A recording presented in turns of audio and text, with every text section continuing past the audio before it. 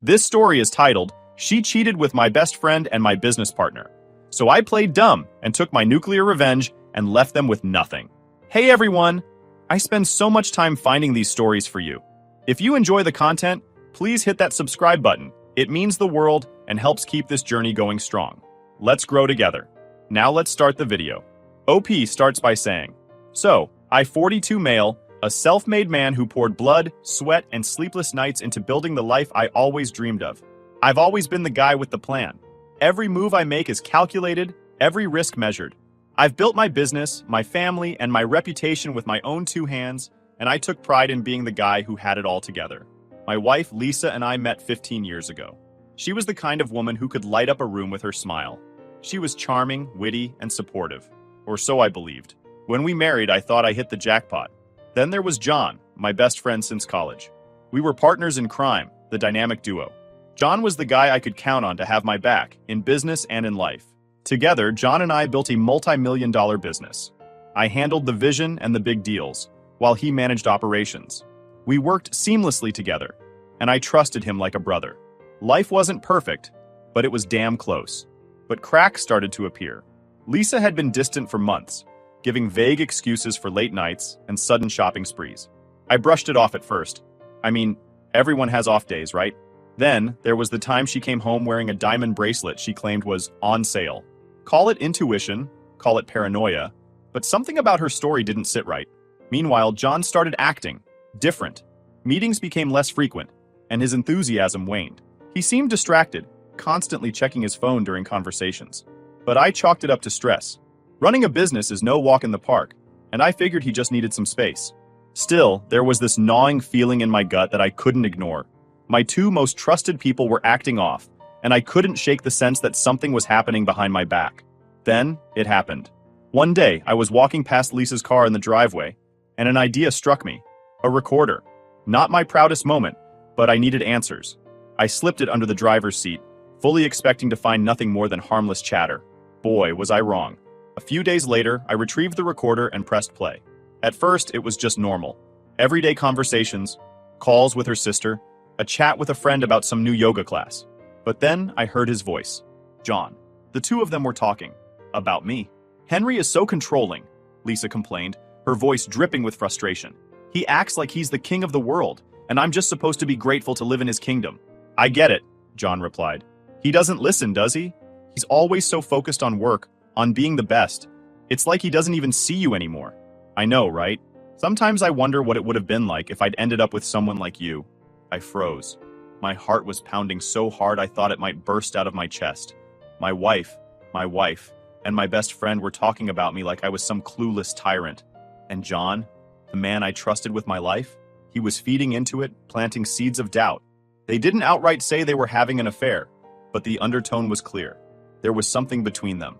Something that had no place in my marriage or my friendship, and they thought I was too blind to notice. At that moment, something in me shifted. I wasn't just hurt, I was furious. These two people, the closest to me, were conspiring behind my back. They thought they could get away with it, but they underestimated me. Big mistake.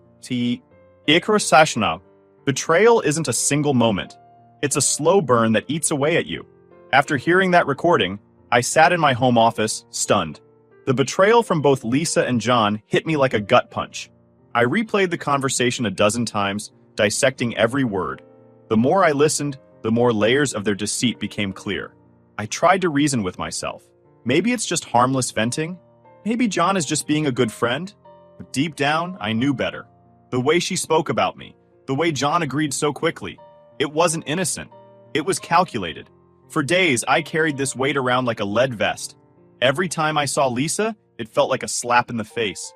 She'd kiss me goodbye in the morning, act like the doting wife, and all I could think about was how she had confided in John. The thought of John made my blood boil. This was the guy who had celebrated my biggest wins with me, stood next to me at my wedding, and now he was, what? Undermining me? Poaching my wife emotionally, or worse? I didn't confront them right away. I wasn't ready. Instead, I observed. And let me tell you, once you're suspicious, you start seeing things you didn't notice before. Lisa had developed a habit of leaving the house for vague reasons. Yoga, errands, meeting friends. I'd never questioned it before, but now every excuse felt like a lie. One evening, she came home late, claiming she'd been at a wine tasting with her sister. She smelled like perfume, not wine.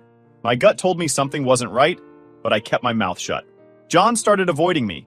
Meetings that used to last hours were suddenly cut short. He dodged phone calls and emails, claiming he was overwhelmed with work. The excuses were weak. This was the guy who used to thrive under pressure, the guy who could close a deal with his eyes closed. Now, he couldn't even look me in the eye. The breaking point came when Lisa mentioned a business trip John was taking. John said he's heading to Chicago next week for some big client meeting, she mentioned casually over dinner. My fork froze mid-air. John hadn't said a word about this trip to me. As his business partner, I should have been the first to know. That was the moment I knew something deeper was going on. The coincidences were stacking up, and I wasn't about to let them bury me under their lies.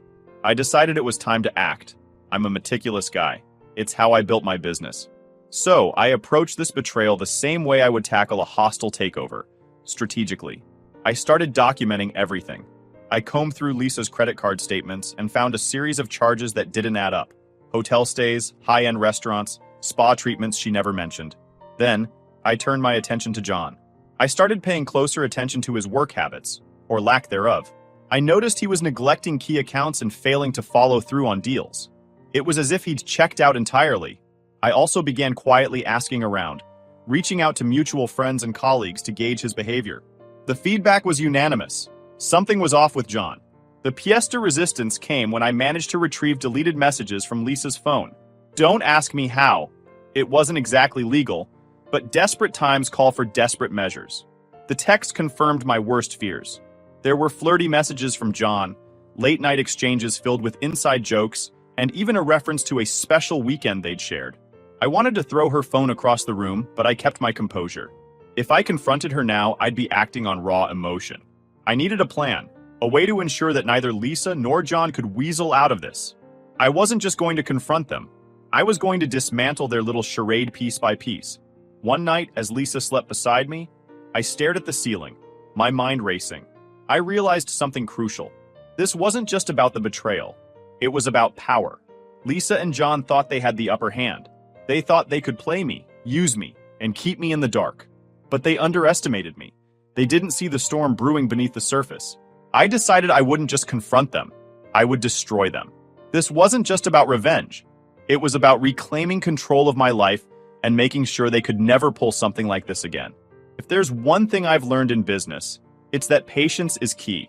When someone underestimates you, their guard drops. They make mistakes, and that's when you strike. Lisa and John thought they had me fooled, and I let them believe that for a little while longer. What they didn't know was that every move they made was feeding into my plan. I started with the business. John's position in the company was his pride and joy, and the foundation of his income.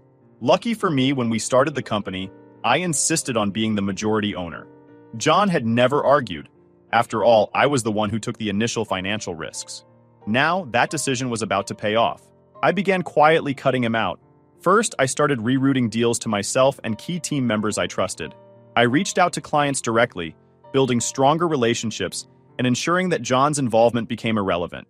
Next, I initiated an audit, under the guise of streamlining operations, to uncover any discrepancies in the accounts John managed. I wasn't surprised to find a few questionable expenses. John's sloppy handling of finances gave me all the leverage I needed to legally terminate his partnership. But I wasn't going to pull the trigger just yet. Timing was everything, and I wanted him to feel secure before yanking the rug out from under him. Dealing with Lisa was trickier. I couldn't just confront her with the texts and recordings. I needed her to dig her own grave. So I started playing the role of the clueless, devoted husband. Romantic dinners, surprise gifts, even a weekend getaway. She ate it up, thinking I was just trying to patch up our rocky marriage. Little did she know, I was documenting everything. Her reactions, her excuses, and her lies. I also hired a private investigator. If Lisa was sneaking around, I wanted solid evidence. Sure enough, within a week, the PI handed me a folder filled with photos of Lisa meeting John at a boutique hotel. The timestamps matched the dates of her supposed wine nights. The PI also discovered something that infuriated me even more. John had been using company funds to book these rendezvous. They weren't just betraying me personally. They were stealing from the business I built. With every piece of evidence, I felt more in control. By the time I was done, I had everything I needed. Text messages between Lisa and John, loaded with flirtation and innuendos. Photos of their secret meetups, time-stamped and undeniable. Financial records showing John's misuse of company funds. A trail of Lisa's unexplained spending, which I knew would come in handy during the divorce. But I wasn't ready to confront them yet. I wanted them to feel safe, to think they'd gotten away with it. I played my part so well that Lisa even started being affectionate again. It made my skin crawl, but I kept my poker face. The perfect opportunity came when Lisa mentioned that John wanted to have dinner with us. He thinks we've been drifting apart, she said, her voice full of fake concern. He wants to make sure you're okay. I almost laughed out loud. The audacity of these two was almost impressive. I agreed to the dinner, knowing this would be the night I'd set the final trap. We met at a fancy restaurant, the kind of place where you have to make reservations weeks in advance. Lisa was glowing, dressed in a way that was clearly meant to impress John. He arrived late as usual, flashing his usual cocky grin. I played the gracious host, laughing at their jokes and toasting to friendship. What they didn't know was that I'd already tipped off the restaurant staff. Our table was wired with hidden cameras and microphones, capturing every word and gesture. As the wine flowed, they got comfortable. Too comfortable. Lisa leaned over to John at one point and whispered something I couldn't catch. But his smirk told me everything I needed to know. These two were still playing their little game, even with me sitting right there. That night, as Lisa slept beside me, I reviewed the footage. It wasn't as incriminating as the texts or the PI's photos, but it was enough to paint a picture of their betrayal. Combined with everything else, I had an airtight case. The next day, I met with my lawyer and laid out my plan. We drew up the divorce papers, outlining the terms of the prenup that would leave Lisa with next to nothing. We also began the process of removing John from the company, citing his financial misconduct. Everything was in place.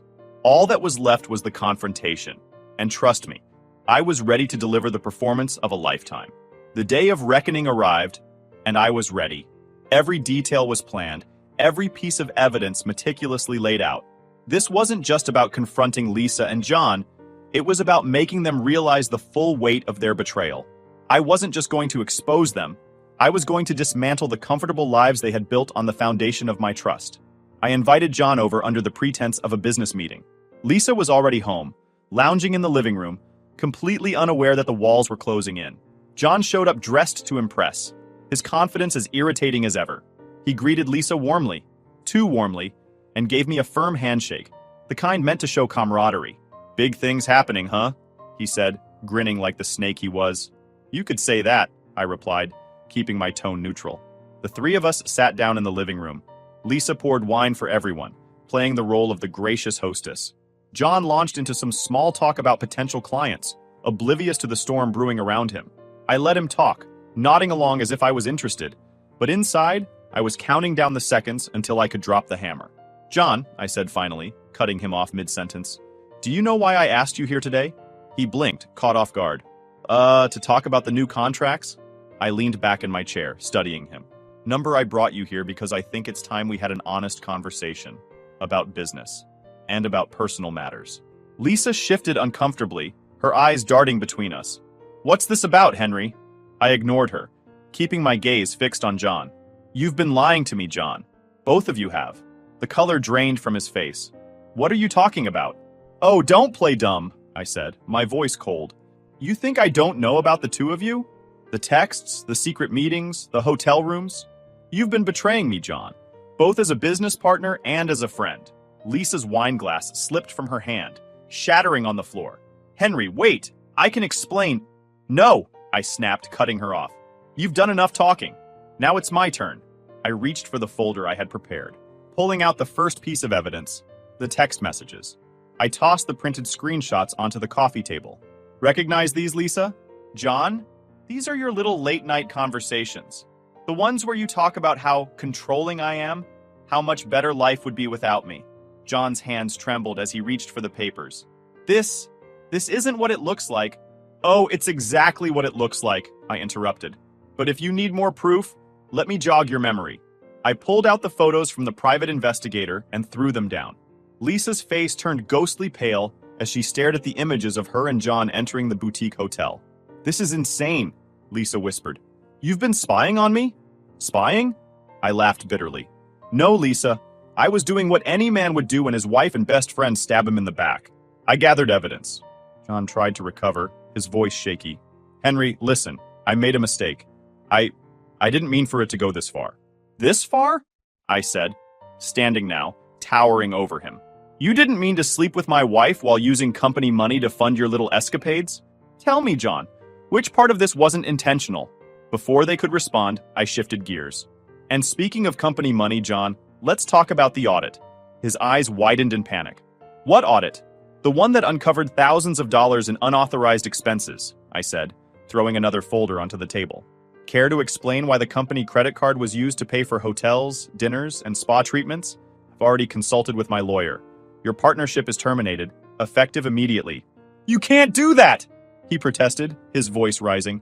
We built this company together. No, John, I said, my tone icy. I built this company. You were along for the ride. And now that ride is over. Finally, I turned to Lisa. And as for you, I've already filed for divorce. The prenup is ironclad, so don't expect to walk away with much. And given the evidence I've collected, I'll be getting full custody of our son. You'll be lucky if you see him on weekends. Lisa broke down, sobbing. Henry, please, I made a mistake. I love you, I do. We can work through this. I shook my head, my voice steady. You don't love me, Lisa. You love the life I gave you. And now that life is over. John stumbled out of the house that night, a broken man. Lisa begged and pleaded, but I packed her bags and told her to leave. By morning, she was gone. I didn't feel victorious, not yet, but I felt free. I had taken control of my life again, and that was all that mattered. It's funny how quickly life changes when you finally take out the trash. The day after Lisa left and John was effectively cut out of my life, I felt something I hadn't experienced in years. Peace. Sure, there was anger, pain, and a tinge of bitterness, but above all, there was clarity.